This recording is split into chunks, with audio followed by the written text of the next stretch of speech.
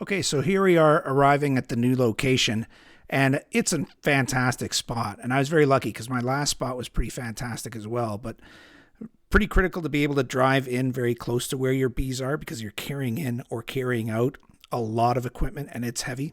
So you really need to drive in is an absolute must. Here I am heading up a hill towards where the bees are, and that spot that we just passed there, you saw a little bald spot. That's going to be the only thing I have to watch for because when it gets wet, the truck's going to want to slide into the woods there, and that would not be a pretty thing. That bald spot is there because other trucks slid in there. And here I come up to the top of the hill, and you see this little clearing to the left here? That's where the bees are going to go. So I'll show you what it looks like on a map. Okay, so here is where I've driven up. I've just driven up this driveway here, if you can see the mouse coming up. And we've just parked right about here. And the opening where I've set up, or I'm going to set up the hives is right here. And if we just do a little distance measuring here, measure the distance from there to there, that opening, I'd say it's about 20 feet. Yeah, 6.4 meters, which is about 20 feet. And so I think I can get about 5 hives in there comfortably, 4 or 5 hives. And then if I end up with more hives, I'd probably just line them up right along this kind of tree line that you see here is a bit of a knoll, so it's a little bit elevated. And the absolute ideal place would have been to put the hives back in here, right? And the only reason why I can't do that is that it's a bit too steep a drop off here. This terrain drops right down to this pond here. And so just less than ideal. This area over here is more level. It's not level, but it's more level and easier to work with than over here. Over here, what's attractive about it is that you're really, absolutely 100% protected from wind. In this area, though, you're protected from a west wind, which would be a wind coming in this way. You're protected from the worst winds, which are north winds, because of these trees here.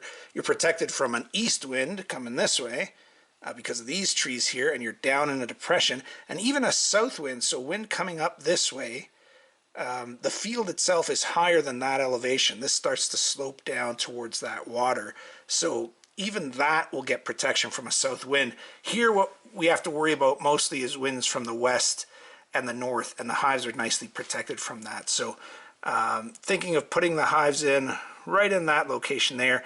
The other consideration is when you drive your car in, I'm going to have to drive the car past the bees probably, do a little 3-point turn right around in here, and then come out and park the car right here, kind of around the corner from the bees. Simply because if you haven't done any beekeeping yet, sometimes the bees are not nice.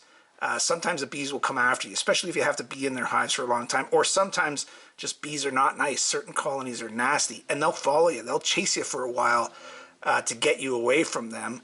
And so you can't have the car right in front of them or very close to them because you'll get into your car covered with hundreds, if not thousands of bees. So that's going to be the plan. The plan is going to be to drive in on this driveway, go past the bees, do a 3-point turn over here. Maybe I'll show you with my finger here just in case. Drive up the driveway, past the bees, get up here, turn it around, and come on back, and then park over here with the hives being right there. So here are the hives and the location. I'm just going to actually move them further forward. So ahead of the hive, I'm going to put down a tarp and then relocate those cement cinder block bases. And it's not great for level. So what I plan to do is lay down the tarp, then lay down the cinder block bases and level them off. Here I put a level on the hives just as they were, just to see how far out they might be or in they might be. Again, ideally, you really have to have your hives level or that will really mess up the bees and their combs, and their hive just won't function properly if it's not level. So here, this hive isn't all that bad. It's pretty far out left to right, but front to back, as you can see here in a sec, it's actually pretty darn close. But in any case, just in front of the hives, the hives are actually going to be moved forward about 3 feet because I'm going to lay down a tarp, stake it all down, and then level it all up before I put the hives down. And that's it from 40 Honeybee.